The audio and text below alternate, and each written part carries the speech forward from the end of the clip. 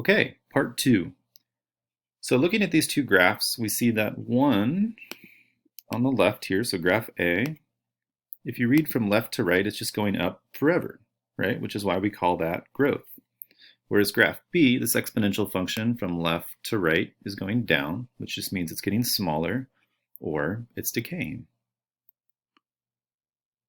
If we change graph B, right, notice the difference now with graph B. I've kind of labeled it for you, but essentially graph A is still doing the same thing. So from left to right, it's going up forever. Whereas graph B, it's not starting in the same place and it's actually not going down and to the left forever. It's just going up and to the right, right? It stops. And so we show this change using domain and range. So if I were to click next, right? So the domain is all real numbers because from left to right, we're at infinity, right? So just all numbers. X can be anything. So from left to right, X can be anything. But the range would be a little different, right? So the range, now we're measuring up and down. So I start down and I see that we are going down, but it kind of flattens. And so because of that, I'm going to say that my range is just y is greater than 0, right? And that connects to that idea that we had talked about previously, like an asymptote, right? Where the line goes down and it gets close to 0, but it never actually crosses 0. And so we just say y will always be bigger than 0. That's it. Whereas on graph B, the domain is, so if I look at my domain, so x, right? So I'm looking side to side, and I see that the graph starts at -2. So -2 is less than or equal to x. And then as I move up, right? So as I go from left to right, I see that the arrow is just going on forever. So I'm not going to actually have any top limit or top border there. I'm just going to say -2 is less than or equal to x.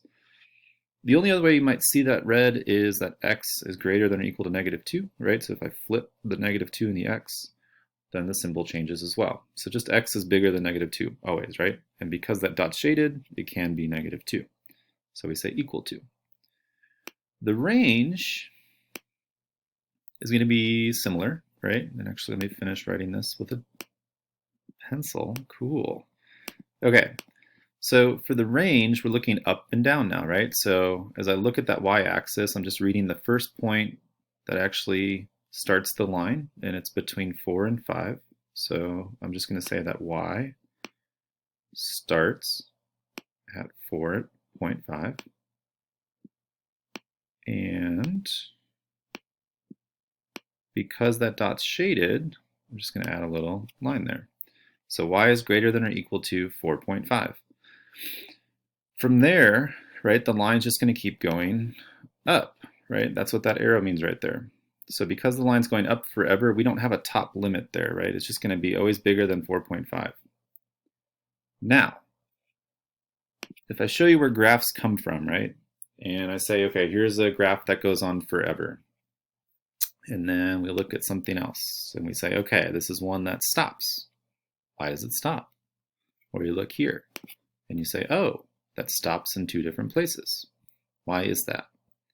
Well, when we make the graphs, right, the difference here is that on this graph, there are no limits. It's just the graph is starting at 1. So you can see that in the equation. It starts at 1.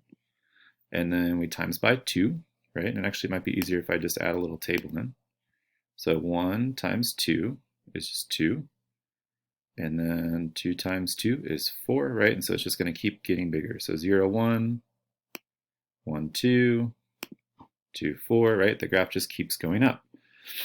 And so because of that, the domain can be anything, and the range can be anything, although the range will never get lower than 0, right? So if I just say, let's do this, just keep the equation as it is. If somebody asks me about the range, right, you can see that it's going down, down, down, down, down. I can even zoom in and see, does the line ever cross 0? And it doesn't, right? It's just going to keep getting closer and closer and closer, but it's never actually going to touch.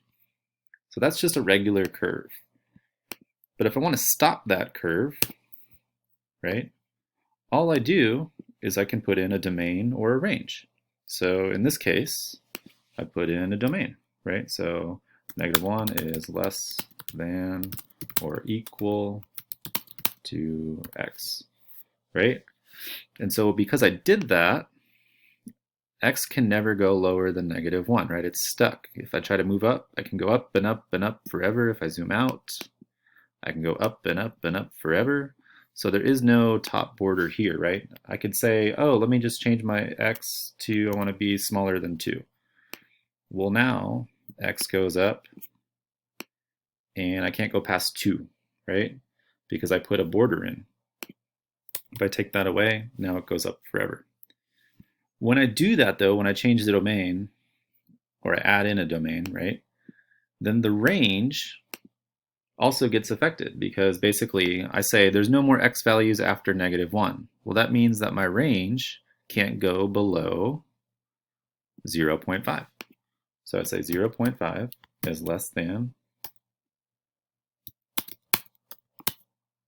man, I'm a good typer, huh? Less than or equal to 0.5 to y. Man, weekend brain, am I right? So 0.5 is less than or equal to y, but then from there, it just keeps going up. So you can say, or y is greater than 0.5, right? So either way you say it, there are no limits going up because I didn't put one in. But when I change that x, right, it changes the y. So then if I look at something like this, right, how did this happen? Well, I put in domain, but you'll notice what's different about this domain versus the one before. Well, instead of just having a bottom, right, which is the 0 in this case, I also have a top, which is the 3. So I can go here and I can say y will never be lower than 0.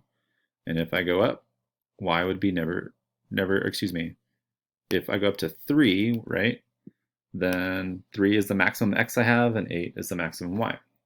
So my domain is just what I see. 0 is less than x, which is less than or equal to 3. Whereas my range, well, let's look at the y's. What happens?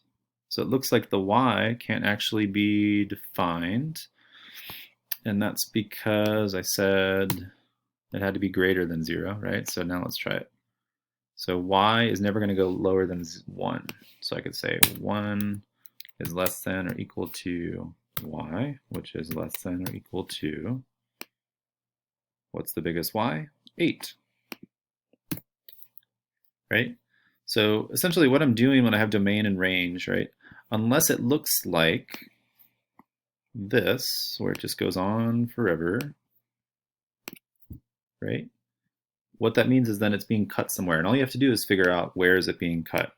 You do have to know how to read x's and y's, so like here, for example, right, I have to know that x is -1, y is 0.5. I have to know that x goes side to side and y goes up and down.